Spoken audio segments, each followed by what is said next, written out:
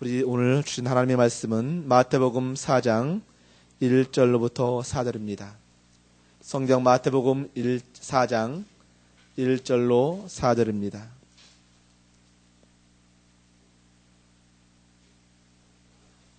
우리 교독하겠습니다. 그때에 예수께서 성령에게 이끌리어 마귀에게 시험을 받으러 광야로 가사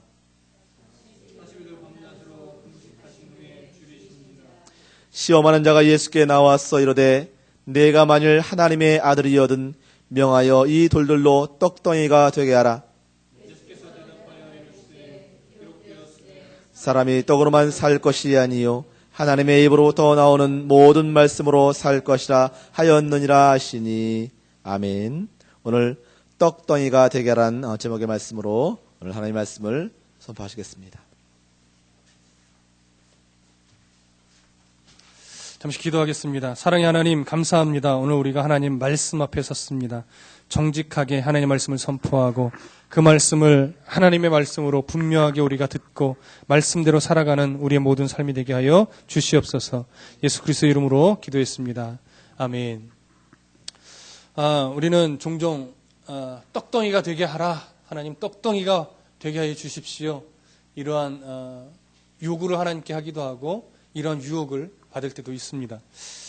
예전에 이제 서울 성수동에서 사역을 하고 또 신당동에서 이렇게 황학동에서 사역을 할 때에 이제 예전에 거기 보면 신당 교회인가요? 지금 예수마을교회로 바뀌었는데 장하길 목사님 교회에 어느 한 집사님이 전도할 때에 이런 이야기를 간증했던 것이 있습니다.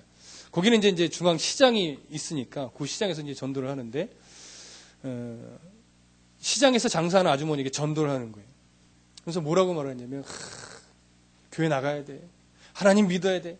사람이 떡으로만 살 것이 아니라 하나님 말씀으로 산다고 그랬어. 라고 전도를 했는데 그 아주머니가 막 화를 내면서 나 절대 교회 안 등간다고 막 이렇게 화를 냈답니다. 그 아주머니가 무슨 장사 하시는지 알겠죠? 떡 장사를 하는 아주머니한테 이 구절을 갖고 빗대서 그렇게 전도를 해가지고 전도에 실패했었던 그런 경험담을 이런 간증 속에서 목사님이 해주시는 것을 들을 수 있었습니다. 오늘 우리가 나눌 본문이 바로 이 예수님이 사단이 예수님에게 이 돌을 떡덩이가 되게 해서 좀 드십시오.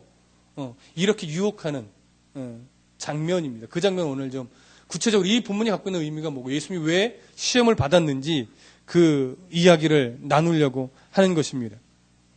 3장까지 우리는 예수님께서 세례 요한에게 세례 받으신 이유를 살펴보았습니다.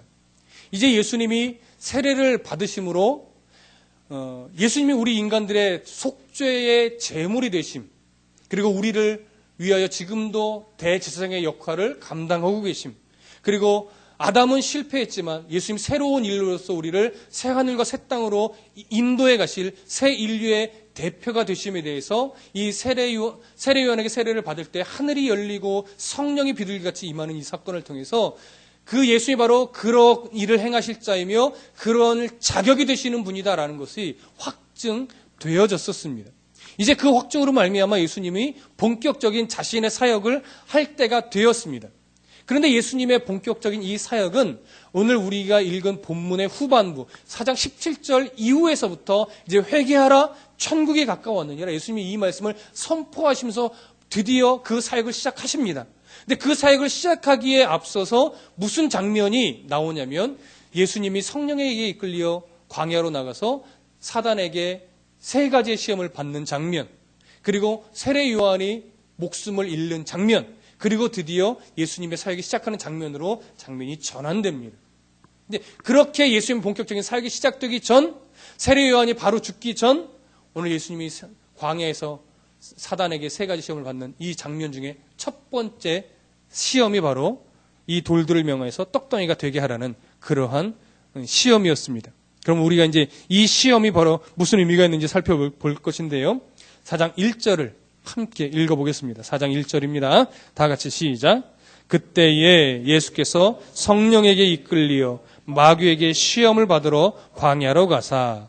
여기서 그때라는 것은 정확하게 어떤 시기인지는 알 수 없지만 예수님이 요한에게 세례를 받으신 그 이유를 말합니다. 바로 그 이유인지 조금 지난 이후인지 모르겠지만 어쨌든 세례를 받으신 후 그리 멀지 않은 그 기간에 예수님은 그곳을 떠나서 성령에게 이끌려서 사해 저편에 있는 유대 광야로 들어가셨습니다. 우리가 읽은 본문 마태복음에서는 성령에게 이끌려 예수님이 광야로 가셨다 이렇게 표현을 하고 있고요. 누가복음에 가면 이 동일한 사건을 성령의 충만함을 입어서 가셨다 이렇게 기록하고 있습니다. 근데 마가복음 1장 12절에 가면 뭐라고 기록하냐면 성령이 곧 예수를 광야로 몰아내신지라 이렇게 표현하고 있어요. 또 똑같은 장면인데 마태와 마가와 누가가 조금씩 다른 표현으로 이 장면을 기록하고 있습니다. 그러나 동일하게 어떻게 표현했든지 간에 이 장면은 성령께서 예수님을 억지로 광야로 확 몰아내셨다 이런 의미가 아니라 예수님의 마음에 성령님이 역사하셔서 예수님이 저항할 수 없을 만큼의 강렬한 마음의 요구를 일으키신 거예요. 그래서 스스로 자원해서 내가 광야로 가야 되겠구나. 아마 거기 가면 사단의 시험이 있겠구나. 내가 하나님의 뜻을 이루기 위해 거기로 가야겠구나. 그래서 성령님의 강한 의지에 순종하여 예수님이 스스로의 의지를 가지고 광야로 나아가셨다라고 하는 그런 의미인 것입니다. 이제 4장 2절을 보시겠습니다. 4장 2절 다 같이 읽어봅니다. 시작. 40일을 밤낮으로 금식하신 후에 줄이신지라. 예수님께서는 그렇게 성령에게 이끌리시어 광야로 나아가셨습니다. 그리고 40일을 밤낮으로 금식하셨습니다. 그리고 성경은 금식하신 후에 줄이신지라 이렇게 표현하고 있지요. 돌아가신 김홍전 목사님께서는 이 부분을 이렇게 얘기했습니다. 광야에서 40일을 금식하는 동안 마귀의 여러 시험에 예수님은 대처하는 일에 집중하셨고 또 예수님은 광야 40일 동안 기도하셨고 또 여러 가지를 생각하시는 등 우리가 알 수 없는 어떤 신비한 생활을 하시는 동안에 잡수시는 것을 잊어버린 것이다. 이렇게 김홍전 목사님은 설명을 하고 있습니다. 그래서 잊어버리고 그렇게 그 하나님의 성령께서 이끌어 가셔서 행하게 하신 그 일에 집중하다 보니까 어떻게 돼요? 그것을 잊어버리고 있다가 그 날수가 이제 참에 그 날수가 다하니까 이제는 끝내야 되겠다. 이제는 이것이 마무리해야 되겠다라고 마음을 먹으셨을 때 비로소 어떻게 해요? 줄임을 느끼셨다라고 하시는 겁니다. 김홍준 목사님 이 부분을 이렇게 해석을 하셨습니다. 그때 사단이 어떻게 해요? 세 가지 시험을 가지고 나온 것입니다. 근데 이 부분을 우리가 생각할 때 조금 유념해서 생각해야 될 것이 뭐냐면 예수님이 광야에 나가서 40일 동안 금식과 싸우시고 그 다음에 40일을 금식하여 싸우신 후에 사단의 시험을 받은 것으로 우리는 종종 그렇게 그냥 무심코 생각을 합니다. 다시 정리하면 40일 동안 사단의 시험을 받았다기보다는 40일 동안 열심히 금식하시고 기도하셨고 그 이후에 사단의 시험 세 가지를 예수님이 받으셨다. 이렇게 우리가 이해하기 쉬운데 이것은 예수님께서 광야로 가신 목적을 좀 가볍게 생각한 결과입니다. 4장 1절 우리가 읽은 본문 마태복음 4장 1절을 잘 보면 이렇게 기록되어 있어요. 예수님이 광야로 가신 이유가 뭐라고요? 금식하러 가신 것이 아니고 뭐라고 목적을 기록하고 있습니까? 마귀에게 시험을 받으러 나가신 거라고 성경은 분명하게 기록하고 있습니다. 그러니까 예수님이 광야로 나가신 이유가 금식이 아니었어요. 금식이 목적이 아니라 사단에게 시험을 받으시는 것이 목적이었습니다. 마가복음 1장 13절 한번 찾아보십시오. 마태복음, 마가복음이죠. 다음에 마가복음 1장 13절을 한번 찾아보시기 바랍니다. 동일한 장면을 마가는 뭐라고 기록했는지 한번 보시기 바랍니다. 몇 장만 넘기시면 됩니다. 마가복음 1장 13절. 마가복음 1장 13절. 다 같이 읽어보겠습니다. 시작. 광야에서 40일을 계시면서 사탄에게 시험을 받으시며 들짐승과 함께 계시니 천사들이 수종들더라. 뭐라고 표현하고 있습니까? 40일을 광야에 계시면서 40일을 광야에서 계시면서 그 가운데 뭐 했다는 거예요? 사탄에게 시험을 받으셨다라는 거예요. 시험을 받으시면서 들짐승과 함께 계셨어요. 사람들이 없었습니다. 그러니까 들짐승과 함께 계신 천사들이 수종드는데 무엇을 어떻게 수종들었는지 모르겠지만 예수님을 도왔다라는 거예요. 이 모양 저 모양으로. 그 가운데 뭐 음식을 드렸다 이런 것은 아닙니다. 그러면 마가의 기록에 의하면 광야에서 예수님이 하신 일은 뭐밖에 없어요? 하나밖에 없어요. 사단에게 시험 받으신 것, 40일 동안. 그러면 한 군데를 더 찾아보시죠. 누가복음입니다. 누가복음. 마태, 마가, 누가복음 4장 1절과 2절을 찾아보겠습니다.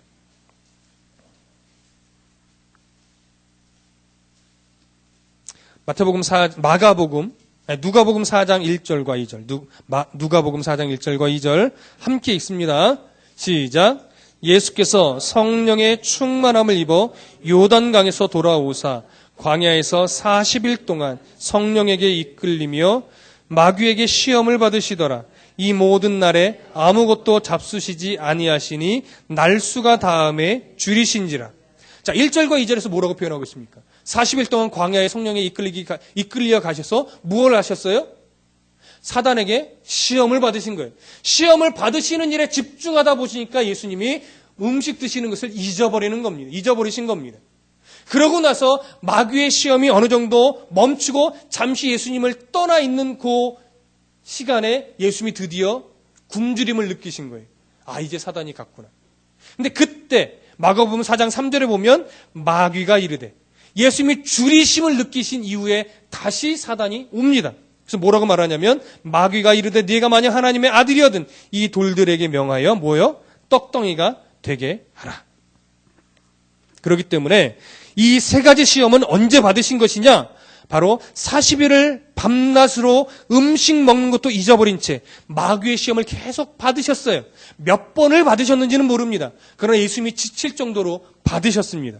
예수님이 집중할 수밖에 없을 만큼 계속하여 사단이 예수님을 시험하신 겁니다. 그렇게 해서 40일이 지나서 잠시 마귀가 사탄이 떠났을 때, 예수님을 떠나서 시험이 잠시 멈췄을 때 예수님이 그때 비로소 어떻게 돼요? 굶주림을 느끼신 거예요. 그 굶주림이 여러분, 배고프네. 예수님이 이 정도의 굶주림을 느끼셨을까요? 사람이셨는데 우리도 40일을 금식하면 인간도 거의 이것은 죽음이 왔다 갔다 할 정도로, 그렇죠? 40일 금식하다가 죽은 사람 여럿 있습니다. 그 정도인데 예수님이 40일을 금식하신 후에 배고프다, 이제 밥 먹어야 되겠다, 이 정도의 굶주림을 느끼셨겠냐고요. 아니에요. 매우 심해. 너무너무 굶주림이 심하게, 정말 목숨이 왔다 갔다 할 정도의 그런 심각한 굶주림이셨을 거예요. 그러니 그 배고픔을 느끼셨다면 이제 지나가는 그 사막에 널브러져 있는 돌덩이들이 뭐로 보이겠습니까? 그때 음식은 뭔지 모르겠지만 한국 땅이었다면 통닭으로도 보이고 밥으로도 보이고 막 김이 솔솔 나는 된장찌개로도 보이고 막 침이 지금도 꼴깍꼴깍 넘어가시죠? 요 정도 배고픔에도 막 음식 얘기를 하면 침이 서리는데 예수님이 그 광야의 돌들을 바라보면서 막 자기가 평소에 먹고 싶었던 것이 막 떠오르지 않았겠습니까? 그렇게 무섭게 배고픔이 예수님에게 스며들었을 거예요. 무서울 정도로. 그렇게 심한 줄임을 느끼실 그때 사단이 그 틈을 타고 어떻게 돼요? 와서 이제 진짜 본격적인 시험을 하는 겁니다.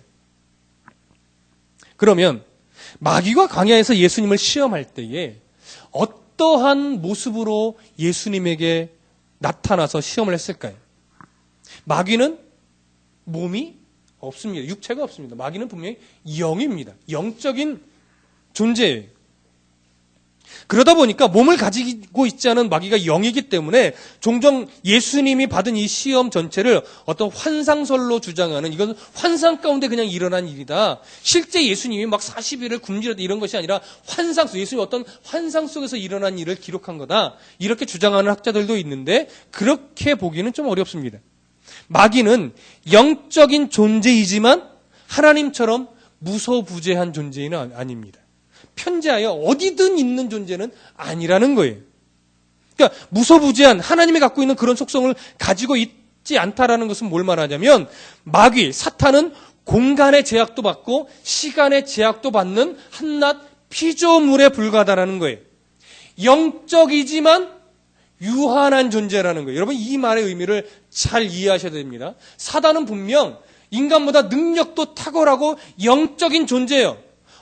그럼에도 불구하고 사단은 무서무제할 만큼의 공간의 제약도 받지 않고 시간에 받지 않는 그럴 만큼의 능력이 탁월한 존재는 아니라는 거예요. 인간보다 능력이 좀 많고 어떤 영적인 존재라는 것뿐이지 여기에 있는 마귀가 미국에도 지금 똑같이 있는 이런 정도로 하나님과 같은 그런 능력이 있는 존재는 아니란 말이에요. 여러분 이거 잘 이해하십시오. 마귀는 영적인 존재, 눈에 보이지 않는 존재입니다. 그러나 공간에도 제약받고요. 시간에도 제약을 받습니다. 이거 분명하게 아셔야 됩니다. 이러한 마귀가 아마도 예수님에게는 환영의 모습으로 나타나기는 했을 겁니다. 사람의 눈에는 보이지 않을지언정 예수님의 눈에는 보이는 어떠한 형상으로는 나타났을 겁니다. 이것을 막 단정지어서 뭐라고 단정지을 수는 없습니다. 왜냐하면 성경에 굳이 말하고 있지 않기 때문에 이것을 막 단정지으려 찾다 보면 저도 이단으로 가기 쉽습니다. 그래서 제가 성경을 중심으로 해서 표현할 수 있는 정도는 이 정도입니다. 그리고 이 정도만 알아도 충분합니다. 자, 어쨌든 분명한 것은 마귀가 하나님의 허락 없이 환영의 형태로 나타나서 사람들에게 나타나 사람들을 두렵게 할 수는 없다라는 것을 여러분 좀 이 시간을 빌어서 분명하게 아시기 바랍니다. 우리가 종종 마귀에 대해서 어떤 그 형태를 가지고 환영으로 나타나서 마귀가 두렵게 여겨지는 것은 거의 100% 상상 인간의 어떠한 인간이 만들어낸 그림 아래서의 상상력의 결과이지 마귀가 진짜로 사람에게 하나님의 허락 없이 사람의 눈에 보이는 어떤 형태로 나타나서 인간을 두렵게 만들지는 못합니다. 여러분 이거 분명하게 하십시오. 우리가 그동안 너무나 많이 귀신에 대해서 이야기를 듣고 처녀 귀신, 몽당 귀신, 달걀 귀신, 중국에는 강시, 유럽에는 뱀파이어, 미국 쪽에는 좀비, 이런 것들에 대한 영화나 이야기들로 우리 머릿속에 가득 차서 가끔 막 이상한 데 가면 머리가 삐죽삐죽 쓰면서 마치 귀신이 마귀가 우리를 막 공격할 것처럼 우리가 습관, 인간의 어떤 산물의 결과일 뿐이지 진짜로 성경에서 말하는 마귀 사탄은요 그렇게 오지 못합니다. 인간은 어떤 영향력 가운데서 우리가 넘어지게 만들긴 하지만 그렇게는 안 된다는 것, 이 시간을 빌어서 분명히 말씀드립니다. 어쨌든 예수님에게 분명히 마귀는 자신의 정체를 드러내어서 예수님을 시험했습니다. 4장 3절을 보시죠. 3절 다 같이 읽겠습니다. 시작. 마귀가 이르되 네가 만일 하나님의 아들이거든 이 돌들에게 명하여 떡덩이가 되게 하라. 이제 본격적인 시험을 마귀가 사단이 예수님에게 합니다. 예수님께서는 40일을 금식하신 후에 매우 심한 배고픔을 느끼셨습니다. 아까도 설명했지만 두려울 정도로 그 배고픔이 가슴속에 스며왔을 겁니다. 돌덩이만 봐도 이것이 음식으로 보일 정도였을 거예요. 근데 그런 마음을 갖고 있던 예수님에게 사단이 시험합니다. 빈정거리시되 네가 하느님의 아들이거든 이렇게 시작을 합니다. 네가 하나님의 아들이냐? 네가 하나님의 아들이거든. 이렇게 이야기를 시작을 하는데 이것은 사단이 예수님께서 하나님의 아들이라는 사실을 의심하게 만들려고 한 말은 아니에요. 그런 말이 아니라 네가 하나님의 아들이라면 네가 아들이니까 돌을 떡덩이로 바꿔서 좀 먹어봐. 문제될 거 없잖아. 이 얘기예요. 그러니까 뭐예요? 하나님의 아들이라는 이 사실을 남용하게 만드는 거예요. 남용하게. 그러려고 지금 사단이 하는 그런 유혹하는 겁니다. 네가 주도권을 잡고 하나님의 아들이라면 네가 주도권을 잡고 뭔가를 해보라는 거예요. 야, 이 돌 네가 만들 능력 있잖아. 떡덩이로 만들고 포도주로도 만들고 그 당시 먹었던 그 빵으로도 만들어서 먹을 수 있잖아. 먹어봐. 너 능력 되는데 하나님의 아들인데 왜 그거 안 하니? 이 얘기죠. 여러분 실제로 예수님이 돌을 떡덩이로 만드실 능력이 없습니까? 그 당시에 있습니다. 그리고 실제로 돌을 떡덩이로 만든다고 해서 여러분 문제될 것이 있습니까? 없습니까? 실제로는 없어요. 아무도 살지 않는 황량한 광야입니다. 수없이 널려 있는 것이 돌들입니다. 그것을 하나 주워서 떡덩이로 만들어서 먹는다고 뭐가 문제가 되겠습니까? 어차피 이 시험이 끝나면 예수님도 먹으려고 했습니다. 천사들이 3가지 시험 후에 예수님에게 수종을 들었다고 성경은 기록하고 있습니다. 무엇으로 수종 들었겠습니까? 먹는 거겠죠. 쉴 수 있도록, 쉬면서 편안하게 드실 수 있도록 천사들이 수종 들었을 겁니다. 그렇게 생각한다면 예수님이 돌덩이 하나 떡덩이로 바꿔서 먹음으로 지금의 이 심한 굶주림을 해결하는 것 아무 문제 될 것 없습니다. 그런데 예수님은 뭐라고 말합니까? 신명기의 말씀을 인용해서 사단의 시험을 그 자리에서 단번에 물리쳐 버리십니다. 그것이 바로 4장 4절이죠. 다 같이 읽어보겠습니다. 4장 4절 시작. 예수님께서 대답하시되 기록된 바 사람이 떡으로만 살 것이 아니니라 하였느니라. 아멘. 제가 누가복음 4장을 읽었네요. 마태복음 4장 4절 다 같이 읽어보겠습니다. 한 번 더 시작. 예수께서 대답하여 이르시되 기록되었으되 사람이 떡으로만 살 것이 아니요 하나님의 입으로부터 나오는 모든 말씀으로 살 것이라 하였느니라 하시니. 자, 여러분 예수님이 왜 이 구절 신명기 8장에 있는 말씀을 이렇게 인용해서 사단에게 대적했을까요? 그것은 이유가 이것입니다. 예수님은 그 방법을 사용하기를 원치 않으셨고 능력이 없었던 것이 아니라 그 방법을 사용하지 않는 것이 옳다라고 생각하신 겁니다. 왜냐하면 이 구절이 지금 떡으로만 살 것이 아니요 하나님의 입으로부터 나오는 뭐요? 말씀으로 살 것이라고 했는데 이 말은 사람이 떡으로도 살고 말씀으로도 산다라는 말이 아니에요. 하나님의 입으로부터 나오는 말씀이 없으면 떡으로 못 산다라는 거예요. 하나님의 말씀이 없다면 떡으로는 못 산다는 거죠. 즉 이 말은 다시 정리하면 하나님의 입에서 나오는 말씀이 첫째이고 그 다음에 그 말씀 안에서 떡으로도 공급함을 받아 살 수 있다라는 거예요. 여러분 이 말이 의미가 되십니까? 자, 그럼 다시 한번 이것을 좀 정리해 봅니다. 그러면 하나님의 입으로부터 나오는 모든 말씀은 무엇을 의미하느냐? 바로 하나님의 뜻, 하나님의 의지, 하나님의 계획을 말하는 겁니다. 하나님의 의사 표현이죠. 하나님의 원하심이죠. 결국 하나님이 떡을 주시면 먹는 것이고 하나님의 떡을 주시지 않으면 안 먹겠다는 거죠. 그것이 옳은 것이라는 거예요. 예수님의 얘기는요. 하나님의 뜻이 살려주시는 것이면 내가 사는 것이고 하나님의 뜻이 내가 죽는 것이면 내가 기꺼이 죽어야 된다는 거예요. 그것이 옳은 것이라고 지금 예수님이 이야기하는 겁니다. 하나님이 주시면 받는 거라요. 하나님이 안 주시면 안 받는 것. 이것이 옳은 것이라는 겁니다. 이건 억울한 것이 아니라는 거예요. 왜요? 하나님의 뜻이 가장 옳기 때문에. 이것을 시인하고 인정해야 된다고 지금 사단에게 말하는 것이 예수님의 대답인 것입니다. 그래서 예수님께서 마귀에게 사람이 떡으로만 살 것이 아니요 하나님의 입으로부터 나오는 모든 말씀으로 살 것이니라 이렇게 말씀하신 이유는 내가 사단 너의 말을 듣고 너의 의사에 의해서 돌을 떡으로 만들 줄 아느냐? 나는 내 의사에 의해서도 내 뜻에 의해서도 돌을 떡으로 만들지 않을 거다라는 얘기예요. 나는 오직 하나님의 뜻에 의해서만 먹겠다라는 거죠. 하나님이 주시는 것으로 먹지 내가 배고프다고 예수님도 내가 배고프다고 내 의사에 의해서 돌을 떡으로 만들어 먹지 않겠다라는 거예요. 하나님의 뜻 안에서만 먹겠다라고 예수님이 지금 말씀하시는 겁니다. 하나님의 뜻에 의해서 광야로 나오셨고 하나님의 뜻에 의해서 너의 시험을 받았고 너의 시험을 하나님의 뜻 안에서 하나님의 말씀으로 대적하였으니 나는 네 말한 대로 내가 돌을 떡으로 만들지 않겠다. 하나님이 이 시험이 끝나고 이제 먹어도 된다라고 허락하시면 그때 먹지 차라리 내가 광야에서 죽을지언정 네가 말한 대로 내 능력을 남용하여 돌을 떡으로 만들어 먹지는 않을 것이다. 이 얘기를 지금 예수님이 사단에게 하고 있는 겁니다. 여러분 이제 이 말의 의미를 이해하셨으리라 믿습니다. 예수님께서 마귀에게 대적하여 인용하신 이 말씀은 신명기 8장에 나온 말씀인데요. 여러분 한번 마지막으로 찾아보겠습니다. 신명기 8장입니다. 구약성경. 창출 레민 신이죠. 창세기, 출애굽기, 레위기, 민수기, 신명기, 구약성경 거의 앞장입니다.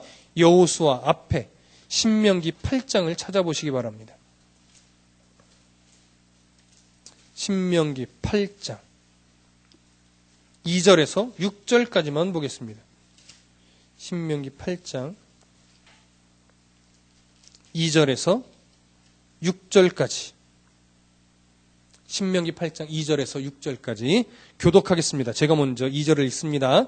네 하나님 여호와께서 이 40년 동안에 내게 광야 길을 걷게 하신 것을 기억하라. 이는 너를 낮추시며 너를 시험하사 내 마음이 어떠한지 그 명령을 지키는지 지키지 않는지 알려 하심이라.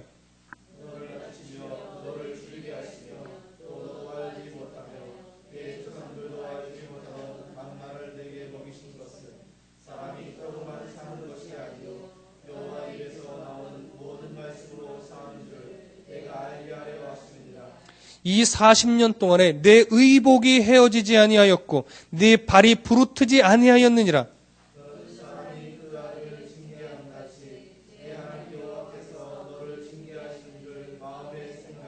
함께 읽습니다.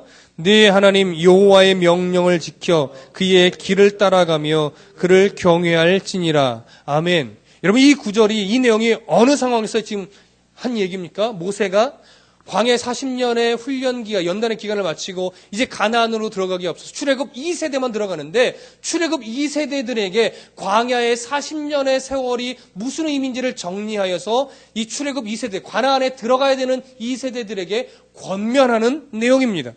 근데 그 권면하는 내용이 뭐냐면, 광야의 40년의 기간이 단순히 징벌을 위한 기간이 아니라 이스라엘 백성들을 하나님의 자녀답게 양육하기 위하여 연단하는 그런 과정이었다라는 거예요. 그 연단에 대한 내용이 주로 무엇이었냐면 낮춤과 줄임이었습니다. 그들을 낮추고 그들을 배고프게 함으로 인해서 그들이 하나님의 뜻으로 사는 그 법을 배우게 하는 거였습니다. 그러나 그들을 낮추셨고 그들을 때로는 배고프게 하셨지만 하나님은 어떻게 해주셨냐면 그들을 광야 40년 동안 뭐하지 않게요? 굶주리지 않게 하셨다는 거예요. 배고픈 적은 있었지만 굶주려서 죽은 자가 없다고 말하고 있어요. 발이 부르튼 자가 없다고 말하고 있어요. 의복이 헤어진 자가 없다라고 말씀하고 있습니다. 몸이 아파서 들어 누운 자가 없었다라고 말합니다. 몇 년 동안요? 광야의 40년의 세월 동안. 여러분, 이게 아주 굉장히 중요합니다.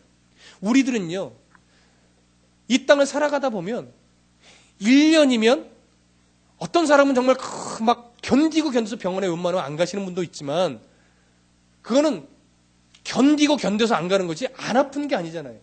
1년을 지나면 수없이 다니는 것이 병원이에요. 지금도 병원은 문을 안 닫죠. 조그만 개개 병원이야 가끔 문 닫는 경우가 있지만 대부분 병원, 약국 이런 데 문을 잘 안 닫습니다.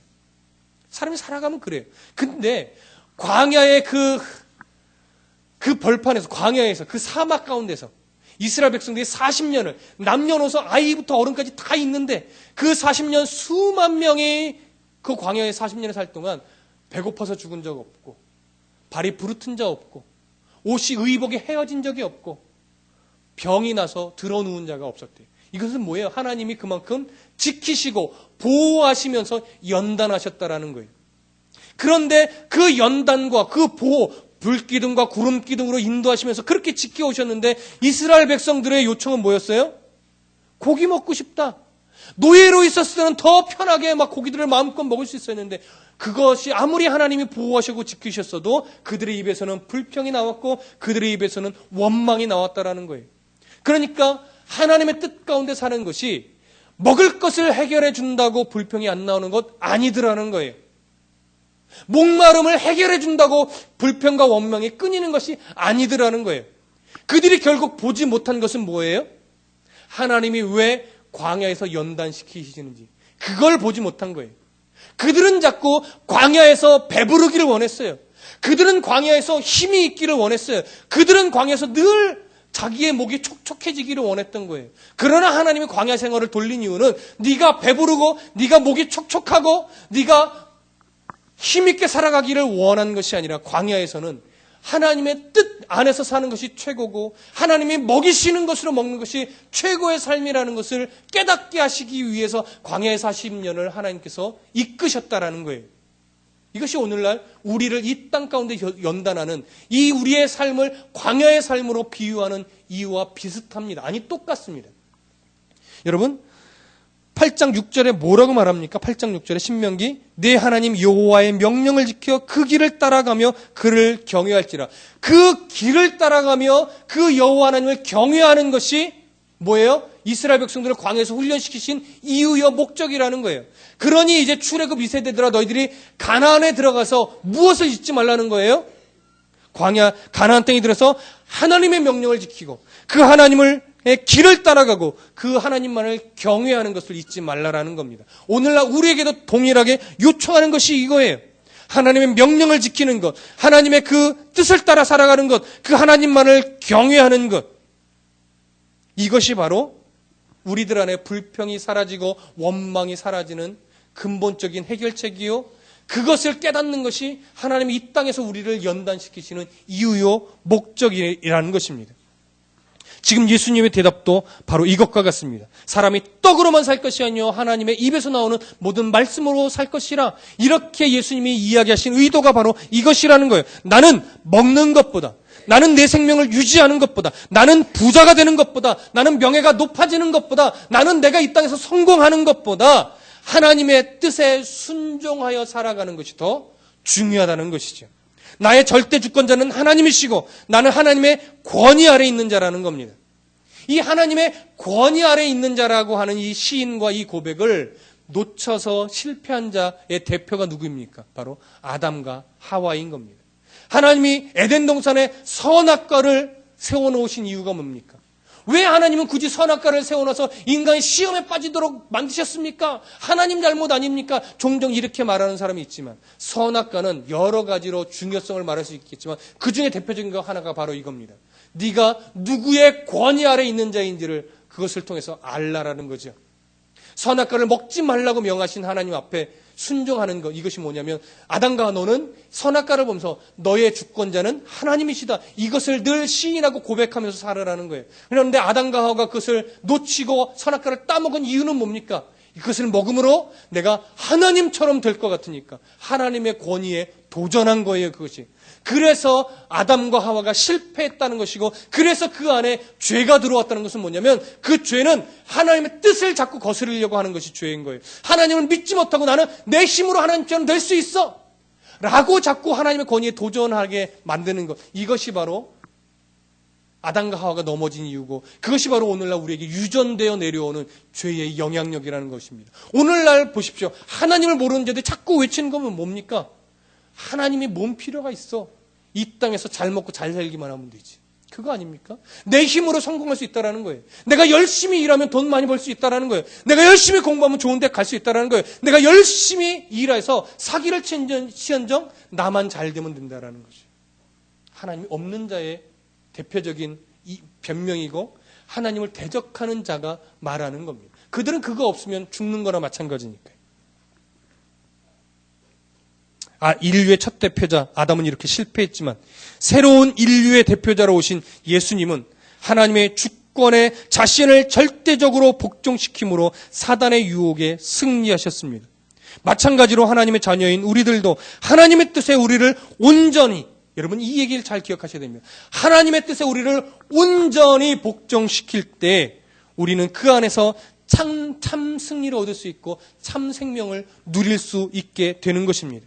우리의 삶에 하나님의 뜻이 이루어지는 것이 참 승리와 참 행복인데 우리는 자꾸 하나님께 이렇게 요구합니다. 하나님, 이 돌들을 좀 떡덩이로 만들어주세요. 제가 기도할게요. 이 돌을 좀 떡덩이로 만들어주시면 안 됩니까? 제가 헌금하고 있는데, 제가 11조 하는데, 제가 봉사하는데 하나님 이 돌을 좀 떡덩이로 만들어주세요라고 하나님께 요구합니다. 그러나 예수님은 하나님이 떡을 주시지 않으면 나는 먹지 않겠다라고 고백한 거예요. 우리의 고백이 똑같이 일어나야 됩니다. 하나님께 영광 돌릴게요. 이거 이렇게 되게 해주세요. 그건 내 뜻입니다. 하나님, 제가 11조하고 새벽 예배 안 빠질게요. 이 돌을 이 떡이 되게 해주세요. 이건 내 뜻입니다. 예수님은 말했어요. 내 뜻으로 돌을 떡으로 만들지 않겠다. 능력이 되시는 예수님도 나는 하나님이 떡을 먹어라 라고 하나님이 승인이 떨어지기 전까지는 차라리 죽을지언정 안 먹겠다로 예수님이 고백하고 사단의 유혹을 물리친 겁니다. 여러분, 우리도 예수님과 동일한 시험이 우리에게 온다라고 말할 수는 없지만 우리에게도 비슷한 유혹은 옵니다. 예수님에게는 그 시험이 충분히 이길 수 있는 시험이었다고요? 물론 예수님이니까 이길 수 있었습니다. 그러나 예수님이 받는 유혹이 작았다고요? 그것은 틀립니다. 예수님이 받는 유혹의 크기는 우리가 받는 유혹의 크기와 동일합니다. 아니, 오히려 예수님이 더 큽니다. 근데 우리는 너무 쉽게 넘어집니다. 우리는 너무 쉽게 타협합니다. 그래서 이 말씀을 다시 한번 이 말씀으로 여러분들에게 도전을 드립니다. 여러분, 하나님 앞에 하나님께 영광 돌릴게요. 내가 기도할게요. 내가 헌금할게요. 이거 하나님 뜻 아닙니까라는 미명 안에서 제발 하나님께 이 돌을 떡덩이로 바꿔달라는 요구를 하지 않는 그런 성도가 되었으면 좋겠습니다. 하나님의 뜻에 우리 안에 있으면 하나님이 돌을 떡덩이로 만들어 주시기도 합니다. 그래서 주 안에서 부자가 되어야 돼요. 주님 안에서 성공해야 돼요. 근데 우리는 종종 하나님의 뜻과 상관없는 성공지향적인 신앙생활을 할 때가 많습니다. 하나님의 뜻과 상관없는 성공을 달라고 하나님께 목매어 자꾸 부르짖는 경우가 많이 있습니다. 여러분, 하나님이 성공 주실 겁니다.